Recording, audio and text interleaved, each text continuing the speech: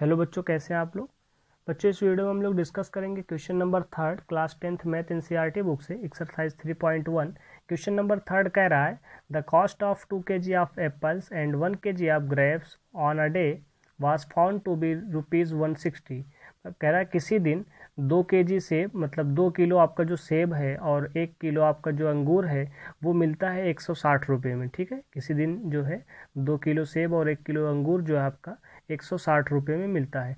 After a month, एक महीने के बाद, the cost of 4 kg Apple, 4 kilo सेब एंड 2 kg ग्रेप्स और 2 किलो आपका जो अंगूर है वो इस ₹300, मतलब 300 रुपये का मिलता है। रिप्रेजेंट द सिचुएशन, कह रहा है इस कंडीशन को आपको रिप्रेजेंट करना है एल्जेब्रिकली, मतलब आपकी इक्वेशन बनाना है, एंड ज्योमेट्रिकली, और आपको ग्राफ पे रिप्रेजेंट करना है।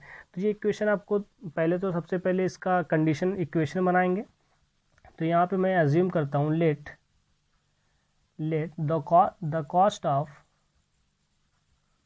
1 kg, the cost of 1 kg Apple, ठीक है, एक्स रुपीज़ मैंने मान लिया। ठीक है, और इसी तरीके से the cost of 1 kg grapes y मान लिया। 1 kg सेब का जो दाम है वो x है और 1 kg अंगूर का जो दाम है वो y है। ठीक है बच्चे, अब इसकी इक्वेशन बनाते हैं। अलजेब्रिकली इक्वेशन जब इसकी बनाएंगे तो क्वेश्चन देखिए, ध्यान से पढ़िए। The cost of 2 kg Apple, 1 kg Apple का दाम x है, तो 2 kg एप्पल मतलब 2x। ठीक है, क्योंकि 2 kg की वो बात कर रहा है। एंड 1 kg ग्रेप्स, और 1 किलो अंगूर मतलब 1y। ठीक है, और इसका जो दाम है वो कितना है, 160 रुपये, तो इज इक्वल टू 160। ये पहली इक्वेशन आपकी बन गई। दूसरी इक्वेशन देखिए, आफ्टर ए मंथ, एक महीने के बाद, the cost of 4 kg of Apple, मतलब 4 किलो सेब, 4x। ठीक है, क्योंकि x तो आपका 1 किलो का है, तो 4 किलो की यहाँ पे बात कर रहा है, तो 4x प्लस 2 kg ग्रेप्स और 2 किलो अंगूर मतलब 2y इज इक्वल टू 300, मतलब कि 300 रुपये में मिल रहा है। तो ये इक्वेशन आपकी सेकेंड हो गई। तो ये देखिए आपकी दोनों इक्वेशन बन गई। तो यही आपका अलजेब्रिकली है। तो इक्वेशन का एक पार्ट आपका सॉल्व हो चुका है। तो ऐसे क्वेश्चन बच्चे 3 पार्ट में किए जाते हैं। पहले इस तरीके की इक्वेशन बनती है, उसके बाद टेबल बनता है, फिर थर्ड आपका ग्राफ पे रिप्रेजेंट होता है। तो ये जो अलजेब्रिकली कह रहा था ये आपका रिप्रेजेंट हो चुका है। यहाँ पे x 1 kg का आपका दाम जो एज्यूम किया गया वो x, और फॉर एप्पल के लिए, और अंगूर के लिए आपका y। तो यहाँ पे देखिए पहली इक्वेशन क्या है, जब 2 किलो आपका सेब और 1 किलो अंगूर जो था वो 160 रुपये में मिल रहा था पहली कंडीशन में, और एक महीने के बाद 4 किलो सेब और 2 किलो अंगूर आपका 300 रुपये में मिल रहा था, तो दूसरी कंडीशन। ठीक है, अब इसके लिए तो हम बनाएंगे टेबल बच्चे।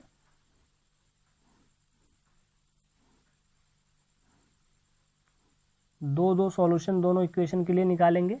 तो ये पहला टेबल पहली इक्वेशन के लिए, और ये दूसरा टेबल मैं बना दे रहा हूँ यहाँ पे दूसरी इक्वेशन के लिए, x और y। ठीक है, ये पहली इक्वेशन जो आपकी है, और ये दूसरी इक्वेशन के लिए। पहली इक्वेशन आपकी क्या यहाँ पे बनी है बच्चे, पहली इक्वेशन है आपकी 2x plus 1y is equal to 160। ठीक है, पहली इक्वेशन। चलिए मैंने एज्यूम किया यहाँ पे x की जो वैल्यू है वो 50, अगर मैं एज्यूम कर लूँ, चलिए 50 एज्यूम कर लिया। अगर यहाँ पे मैं 50 रख दूंगा बच्चे x की जगह पे, तो हो जाएगा 2 into 50 plus 1y is equal to 160। तो ये 50 इंटू 2 हो जाएगा 100, तो 1y की वैल्यू क्या आ जाएगी 160, और ये 100 इधर आएगा तो आएगा -100 हो जाएगा। तो 1y की वैल्यू आ जाएगी 160 में से 100 निकाल देंगे तो बचेगा क्या बच्चे 60। तो y 1 डिवाइड में जाएगा तो y की वैल्यू क्या आ जाएगी 60। तो यहाँ पे y की वैल्यू क्या आ गई 60 आ गई। ठीक है, जब x की वैल्यू हमने 50 रख दिया तो उस वक्त जो हमारी y की वैल्यू है वो 60 आ गई। चलिए x की वैल्यू जब यहाँ पे कुछ और रख दीजिए। चलिए मैंने कहा x की वैल्यू नहीं, y की वैल्यू ले लीजिए। y की वैल्यू मैंने कहा चलिए 80 ले लीजिए। जरूरी नहीं है कि हमेशा x के लिए, कुछ भी आपको जो भी वैल्यू आपको मन करे बच्चे ले सकते हैं, चाहे x के लिए चाहे y के लिए। x के लेंगे तो y की आप फाइंड कर लेंगे, y के लेंगे तो x की फाइंड। चलिए अब मैंने y की 80 एज्यूम कर लिया। अब इक्वेशन आपकी क्या है 2x plus 1y is equal to 160, तो ये हो जाएगा 2x प्लस 1y, y की वैल्यू 80 मतलब इंटू 80 इज इक्वल टू 160, तो ये हो जाएगा आपका 2x और इज इक्वल टू 160, 80 बन जाए 80 और 80 साइड जाएगा तो माइनस 80 हो जाएगा बच्चे। तो 2x इज इक्वल टू क्या हो जाएगा, 2x इज इक्वल टू 160 में से 80 निकाल देंगे तो बचेगा 80, तो x की वैल्यू हो जाएगी 80/40, 80/2, क्योंकि ये 2 डिवाइड में आ जाएगा, 2 1 ज़ा 2, 2 4 ज़ा 8, 2 0 ज़ा 0, x की वैल्यू यहाँ से क्या आ गई बच्चे 40। जब आपने y जो है यहाँ पे लेट किया था 80, तो उस वक्त आपका जो x आया वो आ गया 40। ठीक है, पहला टेबल आपका बन चुका है बच्चे। दूसरे टेबल में आइए, दूसरी इक्वेशन के लिए। दूसरी इक्वेशन है आपकी 4x plus 2y is equal to 300। अब यहाँ पे x की वैल्यू कोई आप ले लें, चलिए मैंने कहा x में 30 एज्यूम कर लिया। ठीक है, x में अगर 30 ले लो, आप कोई भी वैल्यू ले सकते हैं बच्चे, वो आपके ऊपर डिपेंड करता है। ग्राफ आपका वही ड्रा होगा जो इस वैल्यू पे ड्रा होगा, अगर आप कोई दूसरी वैल्यू लेते हैं तब भी आपका ग्राफ वही ड्रा होगा। ठीक है, तो ये देखिए 30 जब लेंगे तो ये हो जाएगा 4 into 30 plus 2y is equal to 300, तो ये हो जाएगा 30 इंटू 4, तो 30 इंटू 4 कितना होता है बच्चे, 4 3 ज़ा 12 और एक 0, 120 plus 2y is equal to 300। ठीक है, तो 2y इज इक्वल टू क्या हो जाएगा 300, और ये 120 इधर जाएगा तो माइनस 120 हो जाएगा, और 2y की जो वैल्यू है वो आ जाएगी 180, और यहाँ पे जब y की वैल्यू हम निकालेंगे तो 180/2, 2 आपका डिवाइड में आ जाएगा, तो 2 1 ज़ा 2, 2 9 ज़ा 18 और 2 0 ज़ा 0, y की वैल्यू जो आ गई वो क्या आ गई 90 आ गई बच्चे। तो यहाँ पे हम टेबल में लिख देंगे y की जगह पे 90। ठीक है, अब एक वैल्यू कोई और ले लेंगे x की हम। चलिए x की जगह अभी हमने 30 लिए थे, अब हम x की जगह पे और 40 ले लें। तो देखिए मैं 10 के प्रोडक्ट में ले रहा हूँ बच्चे, क्योंकि जो है ताकि आसान रहे यहाँ पे। ठीक है, आप जो है उससे नीचे भी 1 2 3 4 कुछ भी ले सकते हैं। ठीक है, तो अब अगर मैं x की जगह पे 40 ले लूँ तो 4x plus 2y is equal to 300। अब यहाँ पे अगर 40 ले लूँ तो ये हो जाएगा 40 plus 2y is equal to 300, तो 4 का मल्टीप्लाई मैं 40 में करूँगा तो जाएगा 160 plus 2y is equal to 300, तो 2y इज इक्वल टू 300 और ये 160 इधर आएगा तो माइनस 160, तो 2y की वैल्यू हो जाएगी 300 में से 160 निकाल देंगे तो बच्चे बचेगा 140। ठीक है, तो y की वैल्यू क्या आ जाएगी, y इज इक्वल टू हो जाएगा 140 डिवाइडेड ये 2, तो 2 1 ज़ा 2, 2 7 ज़ा 40 और 2 0 ज़ा 0, तो y की वैल्यू क्या आ गई, y की वैल्यू आ गई आपके बच्चे 70। इस केस में y की वैल्यू आपकी क्या आ गई 70 आ गई। जब आपने x क्या एज्यूम किया था 40, उस केस में आपका y आ गया 70। अब देखिए दो पार्ट आपका क्वेश्चन सॉल्व हो चुका है। पहले तो आपने अलजेब्रिकली मेथड बनाया, उसके बाद आपने टेबल भी सॉल्व कर लिया, टेबल आपके बन चुके हैं बच्चे। अब आपको क्या रिप्रेजेंट करना है ज्योमेट्रिकली, मतलब कि आपको ग्राफ बनाने हैं। ये पार्ट आपका अब रह गया। ठीक है, देखिए ये एग्ज़ाम में या आपको जो है ये फाइनल एग्ज़ाम में ये आपको करने की ज़रूरत नहीं है बच्चे।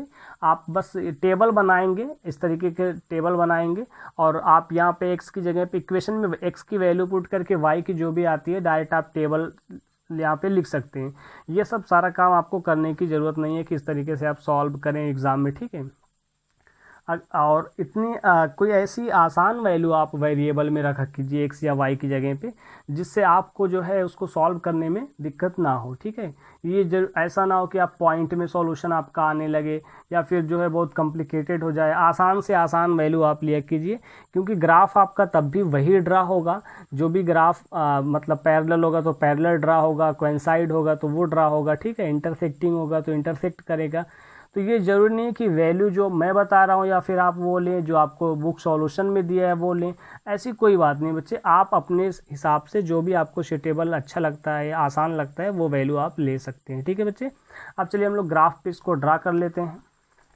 मैं यहाँ पे बनाया हूँ इसका ग्राफ, ये देखिए, इसको मैं थोड़ा छोटा कर दूँ। ठीक, ये देखिए है आपका। तो इसके लिए हम सॉल्व करते हैं बच्चे। पहला टेबल देखिए, x क्या है, x की 50 वैल्यू है और y की क्या है 60 है। तो x एक्सिस ये होता है बच्चे, आपको पता है ये x एक्सिस है, ये y एक्सिस है आपका। ठीक है, x आपका 50 है तो ये आपका 50 और y उस वक्त आपका क्या है 60 है।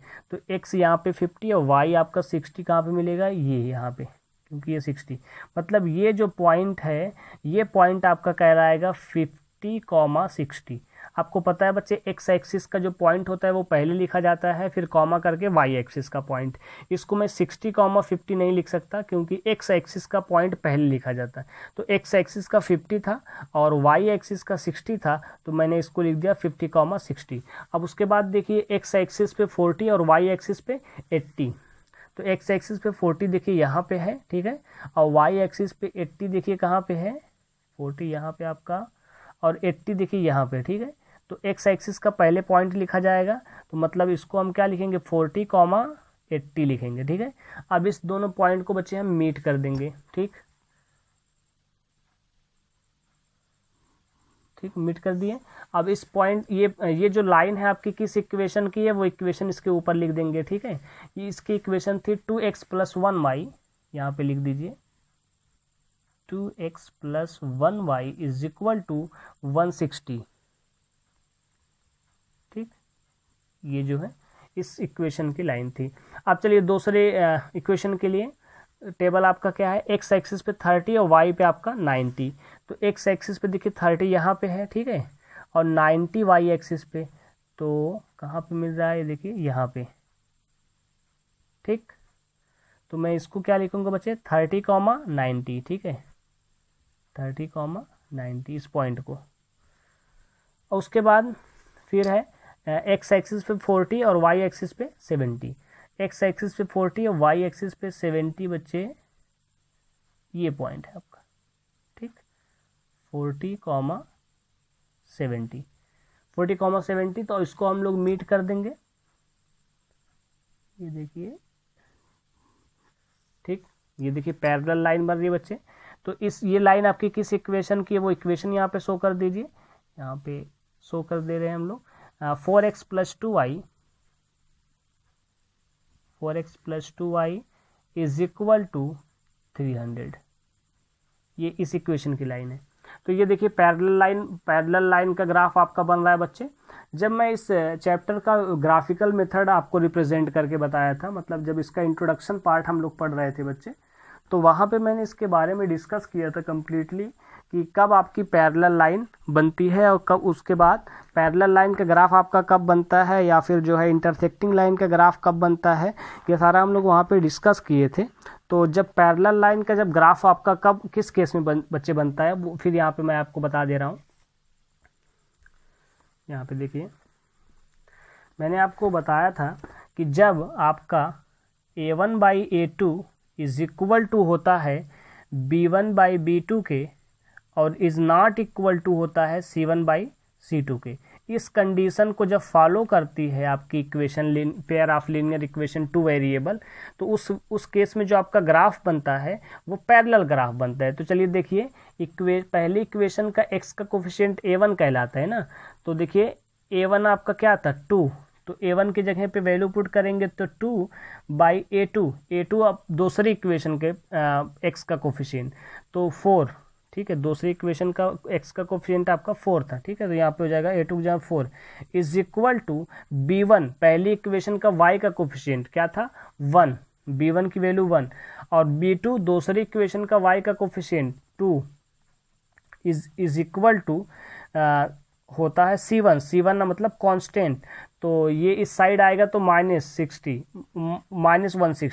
तो -160, c2 कांस्टेंट 300, इस साइड आएगा तो -300, तो ये देखिए -300 इस साइड आएगा, तो माइनस से माइनस कैंसिल आउट हो गया। ये देखिए 2 1 ज़ा 2, 2 2 ज़ा 4, ठीक है, तो ये आपका हो गया 1/2, और ये देखिए आपका 1/2, तो ये माइनस से माइनस कैंसिल, 0 से 0 कैंसिल, तो ये क्या आ गया 60/30, तो ये आपस में क्या बराबर है, नहीं आ रहा है। तो देखिए a1/a2 बराबर आ रहा है b1/b2 के, लेकिन ये देखिए बराबर नहीं आ रहा है, तो इस कंडीशन को फॉलो कर रहा है ना। तो जब इस कंडीशन को फॉलो करेगा तो ग्राफ आपका पैरेलल ग्राफ मतलब पैरेलल लाइन बनती है, ठीक है। तो ये देखिए यहाँ पे पैरेलल लाइन बन रही है, ठीक है। तो इस तरीके के जब ऐसा ग्राफ बनता है, मतलब पैरेलल लाइन का ग्राफ बनता है, तो ये आप समझ जाइएगा बच्चे कि इस केस में जो A1/A2 है वो इक्वल है B1/B2 के, बट नॉट इक्वल है किसके, C1/C2 के। ऐसी कंडीशन में आपका जो ग्राफ बनता है वो पैरेलल लाइंस बनती है और इसको हम बोलते हैं नो सॉल्यूशन। ठीक है, नो सॉल्यूशन बोलते हैं इसका। सब कंप्लीट डिस्कशन बच्चे हुआ था इसकी इंट्रोडक्शन वाले पार्ट में, तो मैं इसको डिस्क्रिप्शन में जो है आपको दे दूंगा, तो वहाँ से आप इसका जो इसकी जो वीडियो थी इंट्रोडक्शन वाली पार्ट फर्स्ट वाली, और पार्ट इसके इस चैप्टर के 2 इंट्रोडक्शन पार्ट बनाए गए थे, एक फर्स्ट वीडियो में एक सेकेंड वीडियो में, तो उसको आप ज़रूर देख लीजिएगा। मुझे उम्मीद है कि बच्चे ये वीडियो आप समझ गए होंगे। अगर कहीं पे भी दिक्कत है तो आप कमेंट बॉक्स में पूछ सकते हैं, और अगर इस चैनल पे आप नए हैं तो चैनल को प्लीज़ सब्सक्राइब करें और अपने दोस्तों तक भी शेयर करें। Thanks for watching the video.